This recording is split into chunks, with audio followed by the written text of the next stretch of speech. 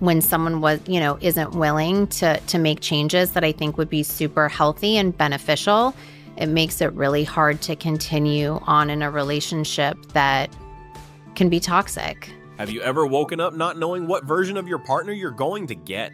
Well, that's exactly the unsettling feeling Kim Kardashian just revealed was the real reason she ended her marriage to Kanye West. And trust me, the details behind this are way darker than anything the tabloids ever reported. Stay tuned because we're breaking down everything Kim just revealed about her toxic marriage, and it's a lot more complicated than anyone thought. If you don't already know, Kim Kardashian just dropped an absolutely candid podcast interview on Call Her Daddy where she spilled the tea about her 7-year marriage to Kanye West. And I'm talking real details here, not the stuff we've heard whispered about for years, but actual explanations from Kim herself about what went down behind closed doors. So if you want to understand the real story of one of Hollywood's most famous divorce, stick around. This is gonna blow your mind.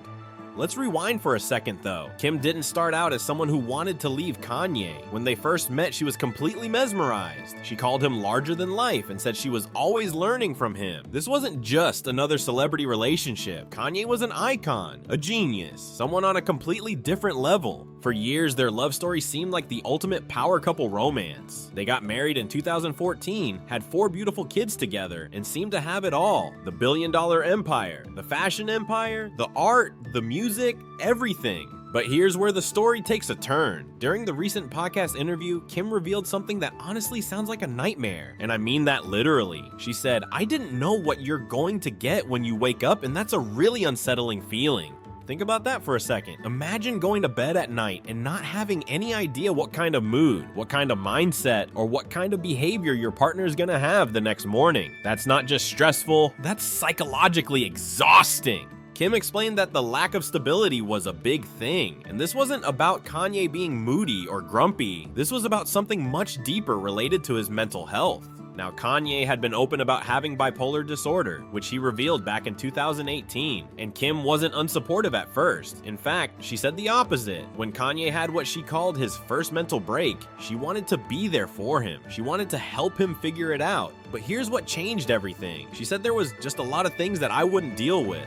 And I didn't like the feeling of someone talking bad about my kid's grandmother, aunts, all of those feelings. So it wasn't just one thing, it was a pattern of behavior, public outbursts, speaking negatively about her family, and on top of that, erratic financial decisions that made her feel unsafe. Okay, so this next part is actually wild, and it perfectly illustrates why Kim felt so out of control. Kim recalled that during mental health episodes, Kanye bought and gave away 5 Lamborghinis. She said, "I'd come home and they'd all be gone." And he didn't sell them, he literally just gave them away to his friends. Not once, twice. Can you imagine coming home and realizing your entire car collection has disappeared? Kim described this as absolutely baffling. She'd be like, "Wait, where are all our cars? Where's my new car?" And the answer was always the same. Kanye gave them away while he was in an episode. But here's the thing that makes this even more heartbreaking. Kim tried. She really did. She wanted to be supportive. But she reached a point where she realized something crucial. Kanye wasn't willing to make changes that would be super healthy and beneficial, as she put it. So when did Kim finally say enough is enough? There wasn't just one moment. It was more like a breaking point that came from accumulated pain. The final straw came down to a few things. First, there was the public humiliation. Kanye was talking bad about her family, her mom, her aunts, all of it. As a mom, that crossed a line for Kim. How could she stay married to someone who was publicly disrespecting the people she loved? But the bigger issue, her own mental health was crashing. Kim realized something profound about herself. She said, "Once my mental health starts to get affected, and then I can't parent the way that I need to, and I can't be present and focused, then there's gotta be one of us that can. And I had to save myself in order to be a better mom for everyone." That's the real reason she left. It wasn't about ego or money or the tabloid drama. It was about survival, both emotionally and as a mother. And here's something else Kim mentioned that really hit hard. She said she didn't feel safe emotionally or even financially during the marriage. When you're with someone and you can't predict their behavior, you can't control erratic spending, and you feel like you're walking on eggshells. That's not love, that's survival mode. Think about it. Kim built her empire for nothing. She's one of the most financially successful women in the world. But in her own marriage, she couldn't even feel secure with her own money. That speaks volumes. Now, years later, Kim and Kanye have to co-parent 4 kids together. North is 12, Saint is 9, Chicago is 7, and Psalm is 6, and it's definitely not easy. When asked what co-parenting with Kanye is like, Kim kinda laughed and said, "What do you think?" But then she got serious. She said, "I raise the kids full time. They live with me," but she's never kept them from their dad. In fact, she pushes for a healthy relationship between the kids and Kanye whenever possible. But here's the reality that broke the internet. It's been a couple months since the kids have even heard from Kanye. So even though Kim is doing everything she can to maintain that connection, it's complicated. Despite everything, here's what's beautiful about Kim's perspective. She said, "An over a decade relationship with 4 beautiful children is not a failure."